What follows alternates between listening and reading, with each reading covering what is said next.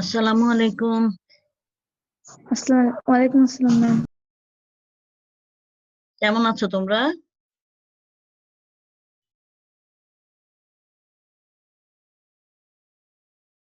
কেমন আছো?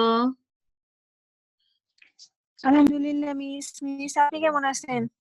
আছি আলহামদুলিল্লাহ, ভালো আছি। স্পষ্ট শোনা যাচ্ছে তো, তাই না? জি মিস। পরীক্ষা কেমন দিলা বলো? আসসালামু আলাইকুম স্যার মিস। ওয়ালাইকুম আসসালাম। পরীক্ষা কেমন হলো তোমাদের? অভিজ্ঞতা কেমন বলো?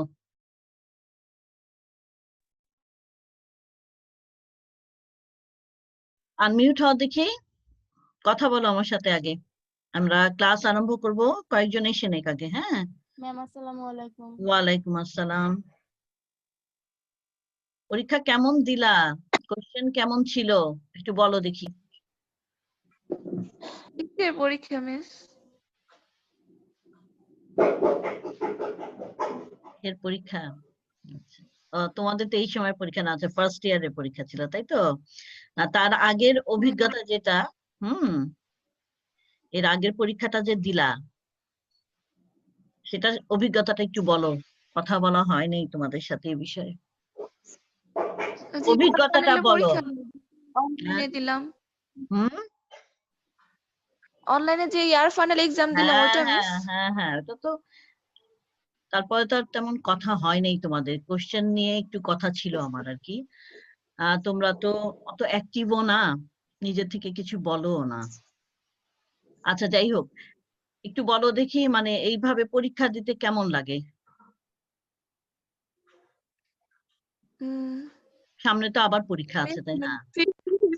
মোটামুটি ভালো আর কি।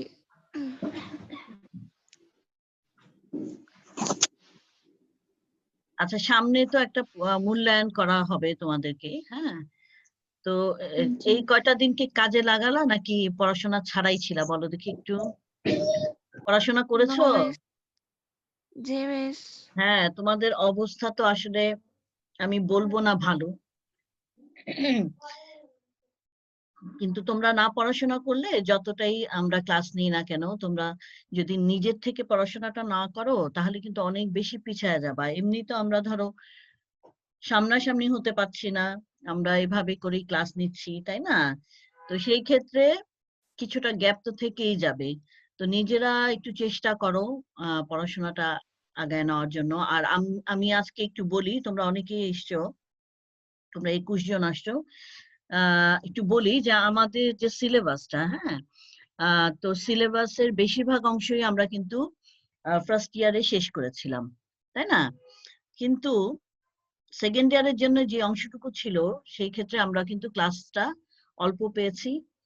তো এখনো আমাদের যেই অধ্যায়গুলো বাকি আছে, হ্যাঁ, আমি এইভাবেই পড়িয়েছি যে যেগুলো খুবই ইম্পর্টেন্ট অধ্যায় সেগুলোই আগে আগে পড়ানোর চেষ্টা করেছি। আমাদের এখন বাকি আছে অধ্যায় 7, নগ্নবীজি ও আবৃতবীজি উদ্ভিদ, অধ্যায় 10 উদ্ভিদ প্রজনন, আর অধ্যায় 12 জীবের পরিবেশ বিস্তার ও সংরক্ষণ। অধ্যায় 12 জীবের পরিবেশ বিস্তার সংরক্ষণ, এই অধ্যায়টা আমরা কিন্তু ওইভাবে পড়বো না। তোমাদেরও বাসায় যখন পড়বা, তোমরা বিষয়টা আহ কি বলবো, মানে তোমরা একটু এটা কি রিডিং পড়বে। হ্যাঁ, এখান থেকে অবজেক্টিভ আসে, জ্ঞানমূলক প্রশ্ন আসে, বড় প্রশ্ন আসে না বললেই চলে, কিন্তু অবজেক্টিভ জ্ঞানমূলক প্রশ্নের জন্যও কিন্তু তোমাদেরকে এটা সম্পর্কে ধারণা রাখতে হবে। আশা করি আমরা সময়ে এভাবে যদি নাও পাই, হ্যাঁ, তারপরেও তোমাদের সাথে আমি কোনো একটা জুম ক্লাস করে আলাদাভাবে হলেও তোমাদের সম্পর্কে এই চ্যাপ্টার সম্পর্কে আলোচনা করে দিব। আচ্ছা, এছাড়া আছে অধ্যায় 7 এবং অধ্যায় 11, অধ্যায় 10 সরি। তো অধ্যায় 7 আরম্ভ করব আজকে, আমরা শুরু করব ইনশাল্লাহ। আর অধ্যায় 10 যেটা উদ্ভিদ প্রজনন, এই সম্পর্কে বিশেষ কিছু আমরা আলোচনা করব। ঠিক আছে, আমি আবারও তোমাদেরকে আশ্বস্ত করছি যে আমরা যদি এভাবে রেগুলার ক্লাস নাও পাই, তোমরা পরীক্ষাটা দাও, এরপরে তোমাদের সাথে আমি জুম মিটিং এ যে অবশ্যই অবশ্যই আমি তোমাদের এই চ্যাপ্টার, আচ্ছা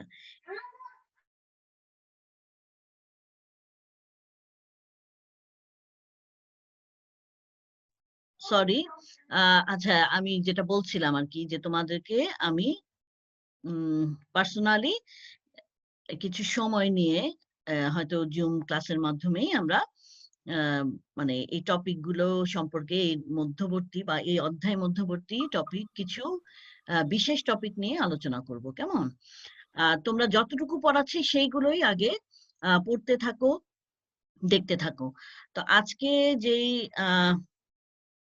অধ্যায়টা আমরা পড়ব সেটা তোমাদের জন্য একটু স্ক্রিন শেয়ার করি।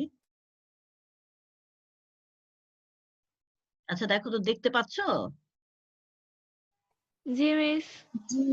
আচ্ছা স্পষ্ট দেখা যাচ্ছে তাই না? জীববিজ্ঞান প্রথম পত্র না, একাদশ দ্বাদশ শ্রেণী জন্য যে বইটা, হাসান স্যারের বইটা আমরা ফলো করে থাকি। আজকে আমরা অধ্যায় 7 নগ্নবীজি ও আবৃতবীজি উদ্ভিদ নিয়ে আলোচনা শুরু করব। আজকের লেকচার হচ্ছে 27, আর এই অধ্যায়ের যে পর্ব সেটা হচ্ছে 1, মানে প্রথম পর্ব আজকে।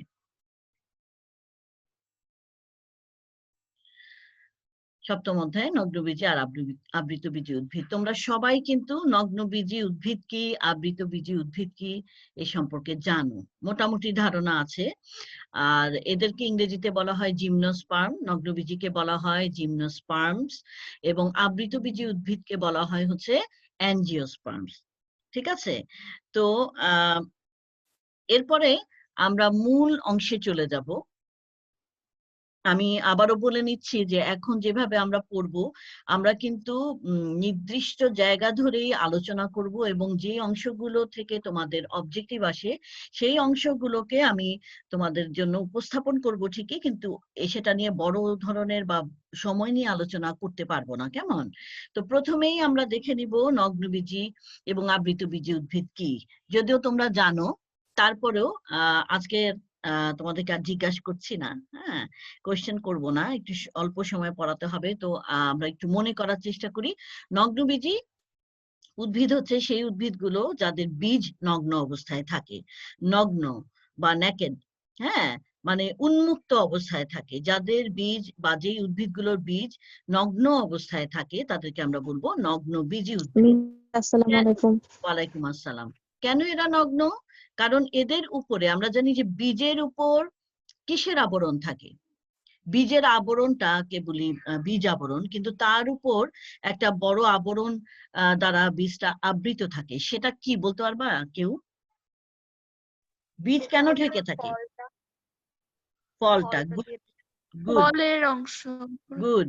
তাহলে নগ্নবীজি উদ্ভিদে কি হচ্ছে না? ফল হচ্ছে না। এ কারণে বীজটা কখনোই ঢেকে থাকছে না, এরা নগ্ন বা নেকেড অবস্থায় থাকে। ঠিক অপোজিট যে ধারণা সেটা হবে আমাদের আবৃত বীজি উদ্ভিদ থেকে। সেটা কি? আবৃত বীজি মানে হচ্ছে বীজটা আবৃত থাকে। কার দ্বারা আবৃত থাকবে? ফল দ্বারা আবৃত থাকবে। তার মানে হলো যে আবৃত বীজি উদ্ভিদের ফল হয়, হ্যাঁ। আর এই দুই ধরনের উদ্ভিদ, উভয় প্রকার উদ্ভিদে বীজ হবে ঠিকই, দুই ধরনের উদ্ভিদেই বীজ হবে, কিন্তু নগ্নবীজি উদ্ভিদে কোনো ফল হবে না, কেবল বীজ হয়। কিন্তু আবৃতবীজি উদ্ভিদে ফল হবে এবং বীজ হবে, উভয়ই হবে। এর ফলেই যাদের বীজ হবে কিন্তু ফল হবে না, তারা নগ্ন অবস্থায় থাকবে। আর যাদের বীজও হবে ফলও হবে, তারা ঢাকা অবস্থায় থাকবে বা আবৃত অবস্থায় থাকবে। এই হচ্ছে তোমার নগ্নবীজি এবং আবৃতবীজি উদ্ভিদের ধারণা।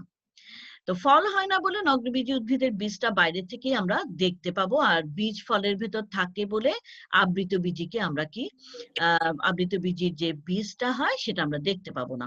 উপরে একটা চিত্র দেখতে পাচ্ছি আমরা, তোমরা দেখতে পাচ্ছ তো, তাই না? স্পষ্ট দেখা যাচ্ছে? জি মিস। আচ্ছা, আমাদের হাতে যে বাম দিকে যে চিত্রটা আমরা দেখতে পাচ্ছি, সেখানে দেখো হলুদ রং দিয়ে আমি চিহ্নিত করেছি সুবিধার্থে, বোঝার সুবিধার্থে বীজ দেখানো হচ্ছে। এখানে দেখো বীজটার উপর কোনো আবরণ নাই, এই কারণে বীজটা উন্মুক্ত, হ্যাঁ। এবং দেখো যেই জায়গাটাতে বীজটা রয়েছে সেটা কিন্তু আমরা চিনতে পাচ্ছি না, তোমরা কি চিনতে পারছো? এমন ভাবে দেখেছো কখনো বীজ উন্মুক্ত অবস্থায়? দেখেছো কখনো? বলো দেখি কেউ দেখে থাকলে বলো। No, না দেখো মিস। আসলেও দেখোনি, মানে আর দেখলেও ও বোঝা যায়নি, হ্যাঁ, খেয়াল করনি। এই ধরনের উদ্ভিদগুলোকে আমরা সচরাচর দেখি না, আর দেখলেও হয়তো দূর থেকে দেখি, অত খেয়াল করি নাই, তাই তো? তো বীজ এভাবে ন্যাকেট অবস্থায় থাকে, এই জন্য এরা হচ্ছে নগ্ন বীজি। আচ্ছা, তারপরে দেখো এখানে আবৃত বীজি উদ্ভিদের বীজটা এখানে আছে হলুদ রঙে চিহ্নিত যে অংশটুকু বীজ, আর বাইরে দেখো যে ফলের যে ত্বকগুলো, বিভিন্ন অংশগুলো, অন্তত্বক, মধ্যত্বক, বহিত্বক, এই হলো তোমার ফলের অংশ। হ্যাঁ, ফ্লেশি যে অংশটুকু থাকে, হ্যাঁ, মাংসল যে অংশটুকু থাকে, সেটা হচ্ছে বীজের বাইরে থাকে। এই কারণে বাইরে থেকে আবৃত বীজি উদ্ভিদের বীজকে সরাসরি দেখা যায় না। ফলকে কাটলে, যেমন আম, এখানে আম কে ফলকে দেখানো হয়েছে, আমের ভিতরে বীজকে কিন্তু আমরা বাইরে থেকে দেখতে পাই না, ভিতরে থাকে, তাই তো? সুতরাং এই ধরনের যে উদ্ভিদগুলো আছে তাদেরকে আমরা বলবো আবৃত বীজি উদ্ভিদ। কোনো সমস্যা থাকলে বলো। আছে? No miss. ওকে, তোমরা তো আগেও পড়েছো। আজকে প্রধানত পড়বো আমরা নগ্নবীজি উদ্ভিদ সম্পর্কে। পৃথিবীতে একসময় এমন ছিল যে নগ্নবীজি উদ্ভিদ অনেক ছিল। হ্যাঁ, এখন যেমন কিছুক্ষণ আগে আমরা বললাম যে আমরা দেখি নাই এই ধরনের বীজ উন্মুক্ত অবস্থায়, আমরা দেখি নাই। কেন দেখি নাই? কারণ আমরা সচরাচর এখন যে উদ্ভিদগুলো দেখতে পাই তারা কিন্তু নগ্নবীজি না। তার মানে এখন পৃথিবীতে নগ্নবীজি উদ্ভিদের সংখ্যা কিন্তু অনেক কম। একসময় অনেক বেশি ছিল, আবৃতবীজী উদ্ভিদের তুলনায় নগ্নবীজী উদ্ভিদের সংখ্যা অনেক বেশি ছিল। তো যে নগ্নবীজী উদ্ভিদ বা জিমনোস্পার্ম যারা, এই উদ্ভিদের বাংলা প্রতিশব্দ করা হয়েছে নগ্নবীজী উদ্ভিদ, অর্থাৎ জিমনোস্পার্মের বাংলা প্রতিশব্দ হচ্ছে নগ্নবীজী। তো গ্রিক জিমনোস এবং অর্থ হলো তোমার নেকেড বা নগ্ন, এবং স্পার্মোস অর্থ হচ্ছে সিড, তাহলে হলো নগ্ন বীজ। এভাবে করে জিমনোস্পার্ম শব্দের অর্থ এসেছে নেকেড সিড বা নগ্নবীজি। কেন এটা আমরা জানবো? গ্রিক শব্দ থেকে এসেছে, কারণ আমাদের অবজেক্টিভে, হ্যাঁ, প্রায়শই এই ধরনের প্রশ্ন এসে থাকে। এই ধরনের তথ্যগুলো আমাদেরকে একটু করে মনে রাখতে হবে। উদ্ভিদ বিজ্ঞানের জনক থিওফ্রাস্টাস। আচ্ছা, আমরা একটু নিয়ে নেই, কয়েকজন এসছে।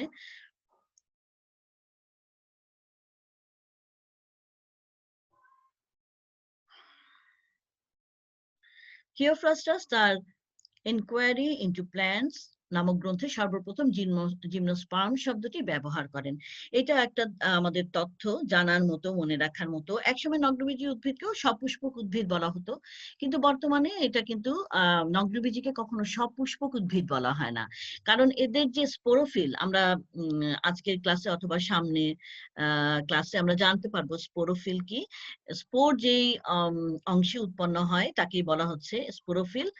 এই সম্পর্কে মানে ব্যাখ্যামূলক আলোচনা হবে সামনে। তো স্পোরোফিল পুষ্পের সাথে মিল সম্পন্ন না, অর্থাৎ এদের যে স্পোরোফিল অর্থাৎ স্পোর উৎপন্ন হয়, সেটা কিন্তু ফুলের সাথে বা পুষ্পের সাথে মিল নাই। হ্যাঁ, তাহলে একে আমরা সপুষ্পক কেন বলবো বলো? এবং স্ট্রবিলাসের সাথে মিল আছে, স্ট্রবিলাস সম্পর্কেও আমরা পরবর্তীতে ধারণা পাবো। অর্থাৎ আমাদের শুধু এতটুকু এখন মনে রাখতে হবে যে এদের যে স্পোর উৎপাদনকারী যে অংশটা, সেটা কিন্তু ফুলের সাথে মিল সম্পন্ন না। সুতরাং একে আমরা কখনোই কি বলবো না? সপুষ্পক উদ্ভিদ বলবো না। যেসব উদ্ভিদের ফলে গর্ভাশয় থাকে না বলে ফল উৎপন্ন হয় না এবং বীজ নগ্ন অবস্থায় থাকে, তারাই হচ্ছে নগ্নবীজী উদ্ভিদ। অর্থাৎ এরা, এই নগ্নবীজী উদ্ভিদ বা জিমনোস্পার্ম কখনো সপুষ্পক উদ্ভিদ না। এভাবে তোমার অনুধাবনমূলক প্রশ্ন, অর্থাৎ 2 নাম্বার যে প্রশ্নের এগেইনস্ট থাকে আমরা দেখি, সেই ধরনের প্রশ্ন আসতে পারে। এরপরে দেখো পৃথিবীতে নগ্নবীজী উদ্ভিদে 83টি গণ, 271টি প্রজাতি পাওয়া গেছে। এদের অধিকাংশই বৃক্ষ বা বৃক্ষ জাতীয়, এবং কিছু আছে গুল্ম বা কাষ্ঠল আরোহী, অর্থাৎ বেশিরভাগই হচ্ছে বৃক্ষ জাতীয়। কিছু আছে গুল্ম জাতীয় বা যে কাঠের মতো তোমার হচ্ছে কাণ্ডটা এমন, এবং আরোহী, এরা উপরে উঠে কোনো কিছুকে বেয়ে, কোনো উদ্ভিদ বা কোনো দেয়াল একে বেয়ে উঠে। এই ধরনের খুব কম আমরা নগ্নবীজি পাই। বর্তমানে জীবন্ত নগ্নবীজি উদ্ভিদ প্রজাতিসমূহ 4টি বিভাগের অন্তর্ভুক্ত আছে। আমরা আবার একটু বলি, জীবন্ত নগ্নবীজি উদ্ভিদের কথা বলেছে, তার মানে এখন আমাদেরকে দেখতে হয় যে কয়েকটাই জীবন্ত নগ্নবীজি উদ্ভিদ আছে। কিছু, বারবারই বলছি, আগে কিন্তু পৃথিবী ছেয়ে ছিল, পৃথিবীতে অনেক বেশি নগ্নবীজি উদ্ভিদ ছিল। এই ধারণাটা তোমাদেরকে একেবারে মানে খুব ভালো মতো মনে রাখতে হবে এই অংশটুকু, যে এখন জীবন্ত নগ্নবীজি উদ্ভিদ প্রজাতি যে পাওয়া যায় তারা মাত্র 4টা বিভাগের অন্তর্ভুক্ত। কিছু প্রজাতি আছে যারা বেঁচে আছে, এই বিভাগগুলোর নাম এখানে দিয়েছে, আমি আর বলছি না। এটা লাল পেন দিয়ে আমি চিহ্নিত করেছি। একটু এই জায়গাগুলা তোমাদের সামনে বই আছে আশা করি, বই থাকলে তোমরা এই জায়গাগুলো একটু চিহ্নিত করে রাখো। আর এই ক্লাসটা আবার ইউটিউবে আপলোড করা হবে, তোমাদের কোনো সমস্যা থাকলে সেটা আবার দেখে নিয়ে সেই জায়গাগুলো একটু দেখে নিবা। একটু দেখো এই জায়গাটা, যে জিঙ্গো বাইলোবা, হ্যাঁ, জিঙ্গো বাইলোবা নামক একটি মাত্র প্রজাতি এখন জিঙ্গো ফাইটা যে বিভাগ তার অন্তর্ভুক্ত। তার মানে এখানে যে 4টা বিভাগ দিয়েছে, সেই বিভাগের প্রথম যে বিভাগটা দিয়েছে সেই জিঙ্গো ফাইটা বিভাগের অন্তর্ভুক্ত একটা মাত্র প্রজাতি, এক ধরনের গাছ, নগ্নবীজি গাছ শুধু জীবিত আছে। এইটাও কিন্তু আমাদের বহু নির্বাচনী প্রশ্নের আসে, প্রায় এই তথ্য থেকে কোশ্চেন আসে। আর বাকি সব বিলুপ্ত, অর্থাৎ এখন আর দেখাই যায় না। তো জিঙ্গো বাইলোবা একটি জীবন্ত ফসিল। এই জায়গাটা দেখো হলুদ মার্কার দিয়ে আমি মার্ক করেছি, কেন? কারণ এটাও আসে, এটা আমাদের জন্য খুব ইম্পর্টেন্ট একটা তথ্য। প্রায় 200 মিলিয়ন বছর পূর্বে সাইকাডোফাইটা বর্তমানে মাত্র 100টি প্রজাতি নিয়ে গঠিত। এই যে এখানে সেকেন্ড যে বিভাগটা আমরা দেখতে পাচ্ছি সেটা 100 প্রজাতি আছে। এই দুটি গ্রুপের উদ্ভিদের শুক্রাণু ফ্লাজেলা যুক্ত, এটাও তোমাদের মনে রাখতে হবে। কোন দুইটা গ্রুপের? এই যে জিঙ্গো ফাইটা এবং সাইকাডোফাইটা, এই দুইটা বিভাগের অন্তর্ভুক্ত যে উদ্ভিদগুলো আছে তাদের শুক্রাণু ফ্লাজেলা যুক্ত, এটা ইম্পর্টেন্ট একটা তথ্য। প্রায় 550টি প্রজাতি নিয়ে গঠিত। স্টার যে ইয়েটা আছে আমাদের হাতে, এখানে ফোর্থে আছে যেটা কনিফেরোফাইটা, এটা হচ্ছে 550টি প্রজাতি থাকে। শীতপ্রধান উত্তর গোলার্ধীয় বনাঞ্চলগুলো কনিফার প্রজাতি দিয়ে গঠিত। আচ্ছা, এরপরের অংশটুকু আর আমি সেইভাবে করে বলছি না তোমাদেরকে, তোমরা খালি দেখে রাখো। এবং তোমাদের বইয়ের যে নগ্নবীজি উদ্ভিদ যেখান থেকে আরম্ভ হয়েছে, অর্থাৎ চ্যাপ্টারটা যেখান থেকে আরম্ভ হয়েছে নগ্নবীজি তার প্রথম থেকেই আছে। নগ্নবীজি উদ্ভিদের বৈশিষ্ট্য এর আগ পর্যন্ত যতটুকু অংশ আছে আমার তোমাদের সামনে উপস্থাপিত হচ্ছে, সেই অংশটুকু তোমরা একটু দাগিয়ে দাগিয়ে পড়বে। এখানে অনেক তথ্য আছে, এখানে একটু পড়লেই তোমরা বুঝতে পারবা। কেমন? এই তথ্যগুলোকে মনে রাখতে হবে। এখানে একটা তথ্য আছে দেখো, এফিডরা উদ্ভিদের দিনিশেকে দেখা যায়, এটাও তোমরা পাবা উদ্ভিদের নগ্নবীজি উদ্ভিদের বৈশিষ্ট্যের মধ্যে আছে। এই জন্যই বলছি বিশেষ তথ্যগুলো তোমরা আমি এরপরে যেটা পড়াবো যে অংশটুকু সেখানে পাবা।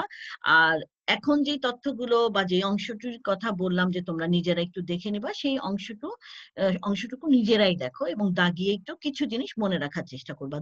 একবার পড়লেই বুঝতে পারবা কোন জায়গাগুলো তোমাদের জন্য ইম্পর্টেন্ট। কেমন? আচ্ছা, এরপরে আমরা চলে যাব হচ্ছে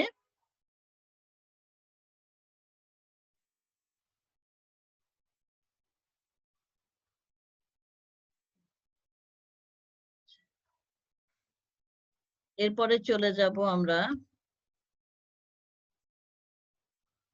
নগ্নবীজি উদ্ভিদের বৈশিষ্ট্য। হ্যাঁ, নগ্নবীজি উদ্ভিদের বৈশিষ্ট্য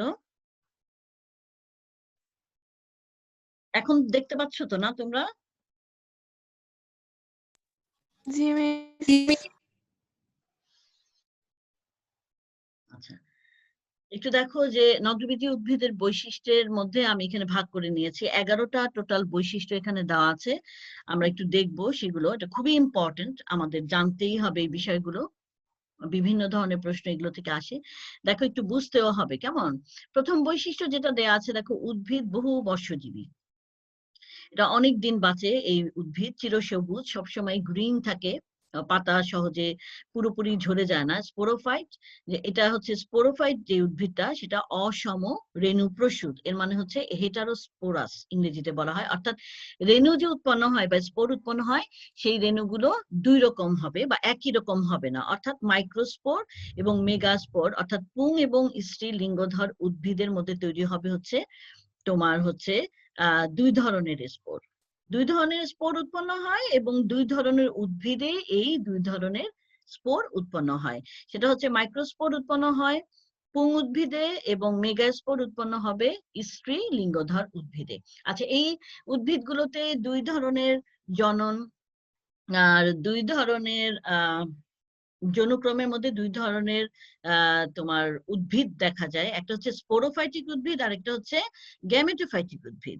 তো এই যে গ্যামেটোফাইটিক উদ্ভিদের মধ্যে যেই লিঙ্গধর উদ্ভিদের মধ্যে যেই স্পোরগুলো উৎপন্ন হয় তারা দুই ধরনের হয়। এটা কি কোনো সমস্যা আছে তোমাদের বুঝতে? একটু বলো দেখি।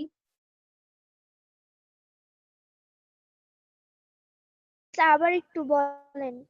আচ্ছা, এই উদ্ভিদটার মধ্যে থাকে গ্যামেটোফাইটিক উদ্ভিদও আছে, স্পোরোফাইটিক উদ্ভিদও আছে, ঠিক আছে? তোমরা তো এটা পড়েছো আগে। ব্রায়োফাইটা টেরিডোফাইটাতে কিন্তু তোমরা গ্যামেটোফাইটিক উদ্ভিদ এবং স্পোরোফাইটিক উদ্ভিদ সম্পর্কে জেনেছো। তো এই উদ্ভিদে নগ্নবীজী উদ্ভিদ যতগুলোই আছে তাদের একটা প্রধান বৈশিষ্ট্য হলো যে এদের যে স্পোরোফাইট বা স্পোরোফাইটিক উদ্ভিদ সেখানে তারা হচ্ছে দুই ধরনের রেণু উৎপন্ন করে এবং রেণুগুলো থাকে হচ্ছে দুই ধরনের উদ্ভিদে। দুই ধরনের উদ্ভিদ মানে একটা পুং উদ্ভিদ যেখানে মাইক্রোস্পোর উৎপন্ন হয়, আর স্ত্রী উদ্ভিদ যারা সেখানে উৎপন্ন হবে মেগাস্পোর। এখন বুঝতে পেরেছো? জি মিস। 2 নম্বরে দেখো রেণুপত্র অর্থাৎ স্পোরোফিল, অর্থাৎ রেণু তৈরি হয় একটা বিশেষ ধরনের পত্রের মধ্যে। হ্যাঁ, একটা পাতার মতো অংশ আছে যেখানে কিনা রেণু বা স্পোর তৈরি হয়। কেমন? তো সেই রেণু পত্র বা স্পোরোফিল গুলো একদম ঘনভাবে সাজানো থাকে, সন্নিবেশিত হয়ে সেজে এক ধরনের গঠন তৈরি করে, যে গঠনটাকে বলা হয় হচ্ছে স্ট্রবিলাস বা কোন। কিছুক্ষণ আগে আমরা বলছিলাম যে স্ট্রবিলাস এখানে তৈরি হয় বা স্ট্রবিলাস সম্পর্কে একটু বলছিলাম এবং বলেছিলাম যে পরবর্তীতে এটা সম্পর্কে আমরা জানবো। সেই স্ট্রবিলাসটা কি তাহলে? স্পোরোফিলের মধ্যে যেখানে অর্থাৎ রেণু যেখানে উৎপন্ন হয় সেই গঠনগুলো একত্রিত হয়ে একটা ঝাড়ের মতো তৈরি করে এবং তাকে বলা হচ্ছে স্ট্রবিলাস বা কোন। ঠিক আছে, এটাও আসে স্ট্রবিলাস কি। 3 নম্বরে আছে মেগাস্পোরোফিল, অর্থাৎ এই যে মেগাস্পোরোফিল মানে হচ্ছে মেগাস্পোর যেখানে তৈরি হয় সেই মেগাস্পোরোফিল বা স্ত্রী রেণু পত্র। হ্যাঁ, মানে স্ত্রী রেণু যেই পত্রের মধ্যে তৈরি হয় তাকে বলা হচ্ছে মেগাস্পোরোফিল। তো এখানে কোনো গর্ভাশয় তৈরি হয় না। এর ফলে কি হয়? গর্ভাশয় ফল হয় না, এই কারণেই কিন্তু ফল হয় না। গর্ভাশয় পরবর্তীতে ফলে রূপান্তরিত হয়, তাহলে এখানে গর্ভাশয়ই তৈরি হয় না। ঠিক আছে? আর এদের গর্ভাশয়, গর্ভদণ্ড, গর্ভমুণ্ড কিছুই নাই। এর ফলে পরাগায়ন যখন হয় তখন পরাগরেণু সরাসরি ডিম্বক রন্ধ্রের মধ্যে পতিত হয়। আমরা কিন্তু ক্লাস 8, 9, 10 সবসময় আমরা এই মানে এই ধারণাটা পেয়েছি যে কিভাবে পরাগায়ন হয়, কিভাবে নিষেক হয়। তো সেখানে আমরা দেখেছি যে গর্ভাশয়ের মধ্য দিয়ে যে আহ গর্ভাশয়ের মধ্য দিয়ে পুং যে তোমার রেণুটা আছে, হ্যাঁ, সেটা কিন্তু গর্ভাশয়ের মধ্য দিয়ে যেয়ে তারপরে ডিম্বকের কাছে যায়। কিন্তু এখানে সেটা হয় না, যেহেতু গর্ভাশয় নাই তাহলে গর্ভাশয়কে পার হতে হয় না, সরাসরি তারা ডিম্বকের কাছে যেয়ে ডিম্বকের রন্ধ্র দিয়ে রন্ধ্রে সেটা পতিত হয় বা সেখানে চলে আসে। ডিম্বক মেগাস্পোরোফিলের কিনারায় নগ্ন অবস্থায় থাকে। ডিম্বক ডিম্বক তৈরি হয় যেখানে ডিম্বকটা মেগাস্পোরোফিলে হবে অবশ্যই, এবং সেখানে কোথায় অবস্থান করবে? কিনারে এবং নগ্ন অবস্থায়, অর্থাৎ তাকে সরাসরি দেখা যাবে। কিছুক্ষণ আগেই তোমরা একটা চিত্র দেখেছিলে, বইয়ের ঠিক প্রথমেই আছে, একদম প্রথম পেজেই আছে এই চ্যাপ্টারের। সেখানে যে নগ্ন অবস্থায় ছিল সেটা তোমাদেরকে দেখিয়েছিলাম, আবারও দেখাবো একটু পরে। আচ্ছা, 5 নাম্বার হচ্ছে যে গর্ভাশয় নেই তাই এদের কোনো ফল সৃষ্টি হয় না, এটা তো আমরা জানি। আর 6 নাম্বারে আছে ফল সৃষ্টি হয় না বলে বীজ নগ্ন অবস্থায় থাকে। এই দুইটা 5 এবং 6 আমরা প্রথমেই পড়েছি নগ্নবীজী উদ্ভিদ কি সেটা জানার সময় বা সেটা মনে করার সময়। এই 6টা পয়েন্টে তোমাদের কোনো সমস্যা থাকলে বলো। আছে কোনো সমস্যা? আচ্ছা, আমরা একটু ছবিটা দেখে আসি তাহলে। হ্যাঁ,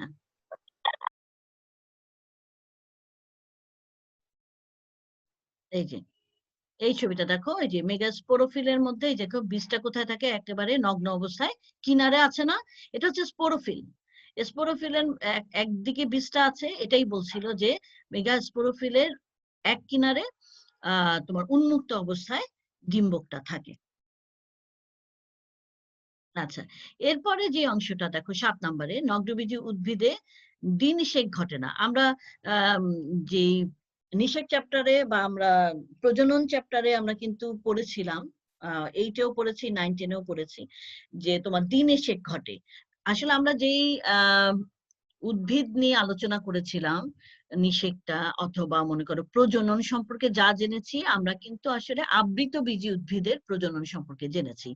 যেহেতু এটা নগ্নবীজী উদ্ভিদ, এখানে একটু ব্যতিক্রমী দেখা যায়, এখানে কিন্তু দ্বিনিষেক হবে না। হ্যাঁ, শুধুমাত্র এফিড্রা যে প্রজাতি আছে, এটাও নগ্নবীজী, এবং এদের ক্ষেত্রে দ্বিনিষেক ঘটে। কারো ক্ষেত্রেই কিন্তু ঘটে না, শুধুমাত্র এফিড্রা নামক যে তোমার প্রজাতিটা আছে সেখানে দ্বিনিষেক হয়।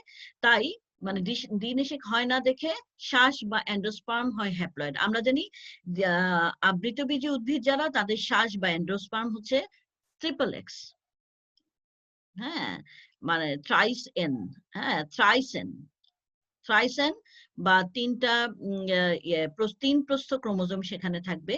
ওটা ওটা কিন্তু হ্যাপ্লয়েড হবে না। আর এখানে এক প্রস্থ ক্রোমোজোম থাকবে, এবং দ্বিনিষেকের পূর্বে সৃষ্টি হয়, দ্বিনিষেকের পরে সৃষ্টি হতে হচ্ছে এই শ্বাসটা আবৃতবীজী উদ্ভিদের ক্ষেত্রে। আর এখানে হয় হচ্ছে নিষেকের আগেই সৃষ্টি হয়ে যাবে এই এন্ডোস্পার্ম বা শ্বাসটা। তার মানে হচ্ছে আবৃতবীজী উদ্ভিদের ক্ষেত্রে যে জিনিসগুলো হয়, ঠিক উল্টাটা হয় হচ্ছে নগ্নবীজী উদ্ভিদের ক্ষেত্রে। এভাবে মনে রাখলেই হবে। পরবর্তীতে যখন আমরা এই চ্যাপ্টারে আবৃতবীজী উদ্ভিদ পড়বো, তখন তোমরা একেবারেই মানে তখন আর তোমাদের মনে রাখার কোনো সমস্যা থাকবে না ইনশাল্লাহ।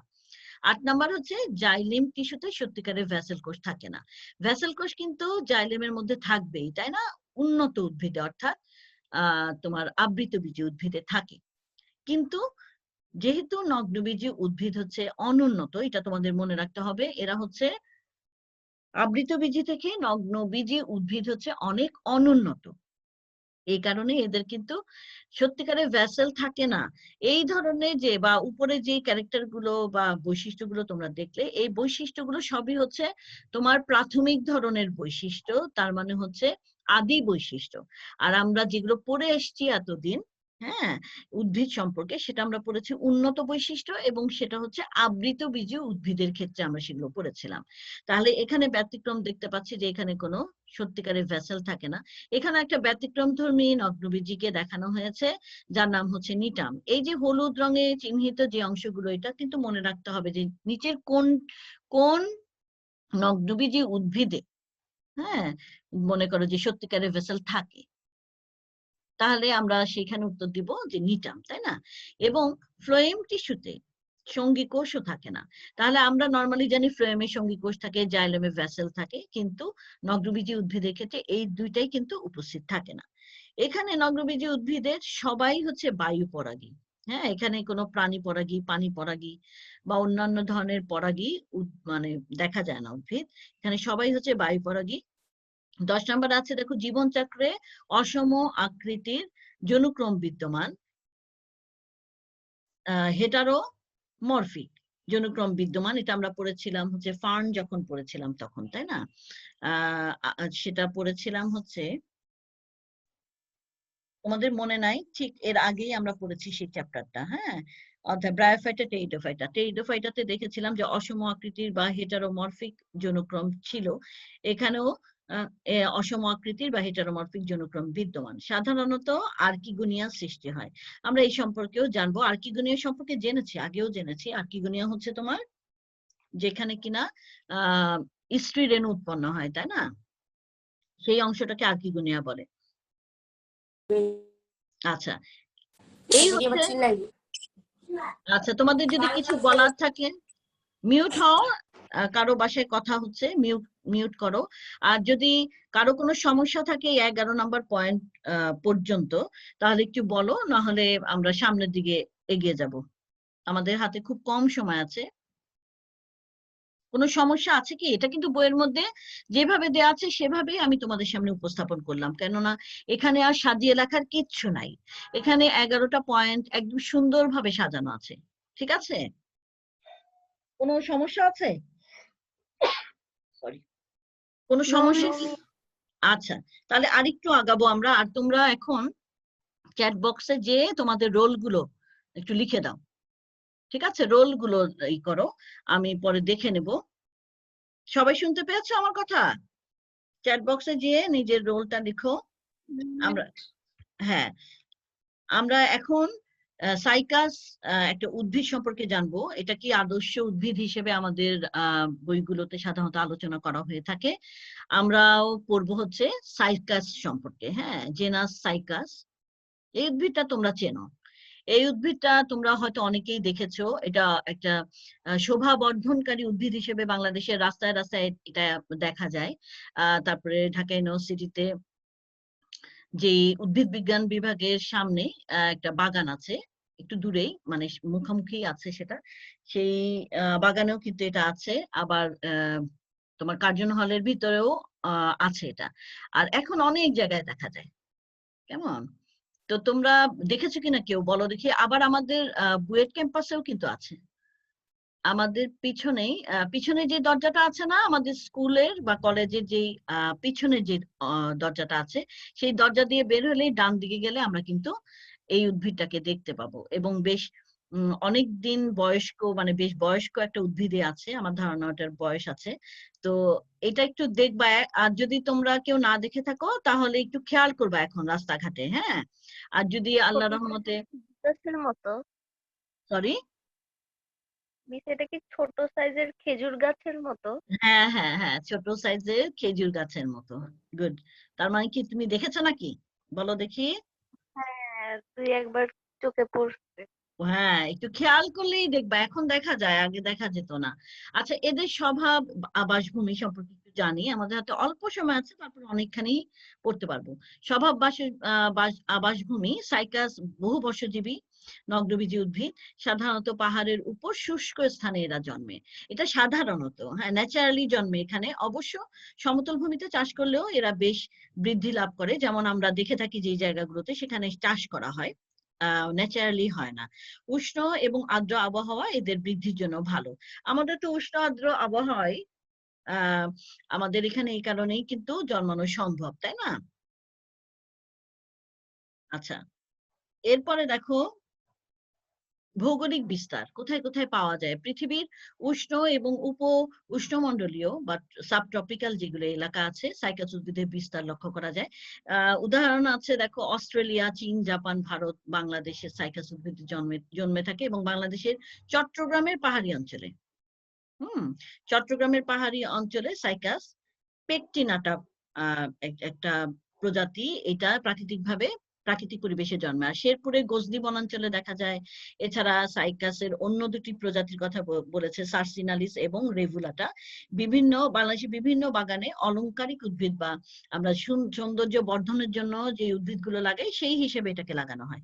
ধারণা করা হয় প্রায় 30 কোটি বছর পূর্বে সাইকাস জাতীয় উদ্ভিদগুলোর আবির্ভাব হয়েছিল। তার মানে বুঝতে পারছো যে আগে এই ধরনের উদ্ভিদগুলো অনেক আগের থেকে পৃথিবীতে আছে। হ্যাঁ, এবং এদের উদ্ভবই প্রথম। এরপরে আসছে হচ্ছে আবৃতবীজী উদ্ভিদের উদ্ভব হয়েছে তোমার হলো নগ্নবীজী উদ্ভিদের পর।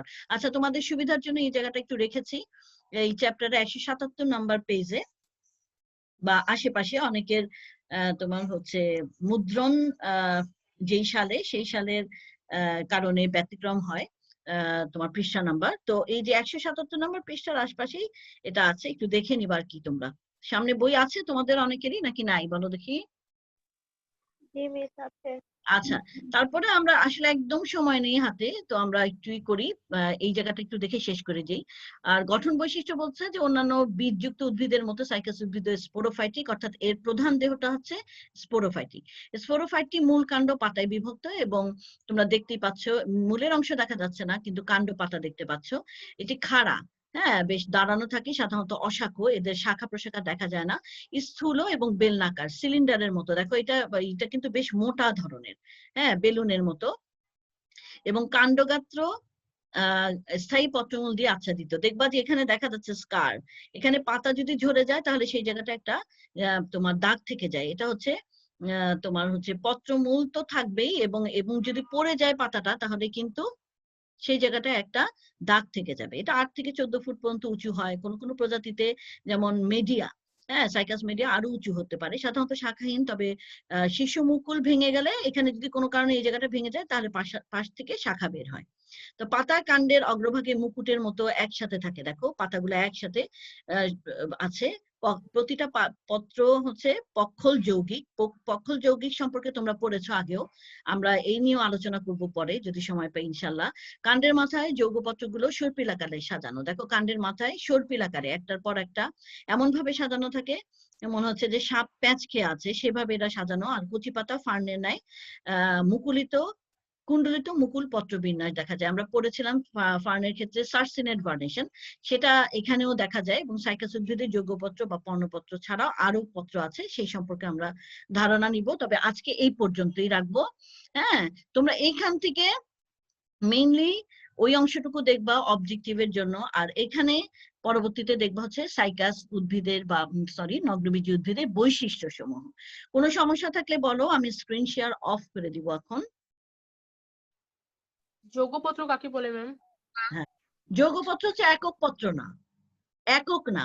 আমরা যে এই যে সাধারণ জাম পাতা দেখি, হ্যাঁ, একটা বৃন্তের মধ্যে থেকে একটাই পাতা দেখি। এবং আর যৌগপত্রের ক্ষেত্রে একটা দেখো, এই জায়গাটা দেখো একটু, হ্যাঁ, এটা একটু মধ্যশিরা, এটা যদি হয় তাহলে একটা পাতা থাকার কথা এখানে, কিন্তু এখানে দেখো কতগুলো পত্র, মানে হচ্ছে পাতার মতোই পাতার অংশ, এরকম অনেকগুলো অংশ একত্রিত হয়ে যৌগিক পত্র বা যৌগপত্র উৎপন্ন হয়। ঠিক আছে? থ্যাঙ্কস। আচ্ছা, তাহলে কি তোমাদের এখানে আর কোনো কোশ্চেন আছে কিনা বলো, থাকলে বলতে পারো, আর না হয় একটু বাসায়, আচ্ছা না না থাকলে কোনো সমস্যা নেই বলতে পারো। আর তোমরা হচ্ছে বাসায় দেখবা, অবশ্যই দেখবা, মানে না হলে বললাম তো পেছায় যাবা, অনেক পিছায় যাবা। আর একটু একটু করে দেখলে দেখবা যে চাপটা আর পড়বে না, তাই না? প্রতি সময় আমি এই কথাটা বলি, সবাই বলেন, সব টিচারই তোমাদেরকে এই কথাটা বলবে, তোমরাও জানো কিন্তু তোমরা করো না। একটু দেখবে এই জিনিসটা, আমাদের সময় একদম শেষের দিকে, হ্যাঁ, একেবারে 1-1.5 মিনিট আছে আমাদের হাতে। তাহলে তোমরা কি করবা, বাসায় এই অংশটুকু একটু দেখবা। আর যে 11টা পয়েন্ট দেওয়া আছে এখানে নগ্নবীজী উদ্ভিদের বৈশিষ্ট্য, সেই অংশগুলোকে কিন্তু তোমাদের একদম মনের মধ্যে গেঁথে নিতে হবে, কেমন? আর আমরা সাইকাস উদ্ভিদ সম্পর্কে আলোচনা শুরু করেছিলাম, সেই অংশটুকু আমরা মানে পরবর্তী অংশটুকু এরপরের ক্লাস যদি পাই পরীক্ষার আগে তাহলে সেটা করব, না হলে তারপরে আমরা অবশ্যই এই নিয়ে আলোচনা করব যে কোনো মানে ভাবে। মিস, আমাদের পরীক্ষাটা কবে থেকে শুরু হবে? সেটা জানিয়ে দেয়া হবে, হ্যাঁ, তোমাদেরকে আমাদের গ্রুপেই তোমরা জানতে পারবা, এবং নিয়ম বা কিভাবে হবে কি নেন সবই তোমাদেরকে জানিয়ে দেওয়া হবে, কেমন? এখানে সিলেবাস নিয়ে একটু মনে হয় ইস্যু ছিল সিলেবাসের, সেটা মানে সরকারি তরফ থেকে কিছু নির্দেশনা আসবে। তো সেটা আসলে অবশ্যই আমাদের কর্তৃপক্ষ জানবেন, এবং তারা যেভাবে ডিসিশন নেন সেই ডিসিশনটা তোমাদেরকে গ্রুপেই জানিয়ে দেওয়া হবে। তোমরা টেনশন নিও না, তোমরা শুধু পড়তে থাকো। এর আগে যতগুলো টপিক পড়ানো হয়েছে সেগুলো পড়তে থাকো, আজকে যেটা পড়ালাম সেই জায়গাটাও একটু দেখতে থাকো। বেশি সময়ের বিষয় না এটা, হ্যাঁ, বেশি সময় লাগে না কিন্তু পড়তে, কিন্তু তোমরা পড়া জমিয়ে ফেলো, এই কারণেই কিন্তু তোমাদের সমস্যা হয়। যাই হোক, আজকে তাহলে আর বাড়াচ্ছি না, আমাদের সময়ও শেষ। তো তোমাদের কিছু না বলা থাকলে আজকের মতো এখানেই শেষ করছি। আল্লাহ হাফেজ। আসসালামু আলাইকুম। ওয়ালাইকুম আসসালাম। আসসালামু আলাইকুম। ওয়ালাইকুম আসসালাম। আসসালামু আলাইকুম মিস। ওয়ালাইকুম আসসালাম।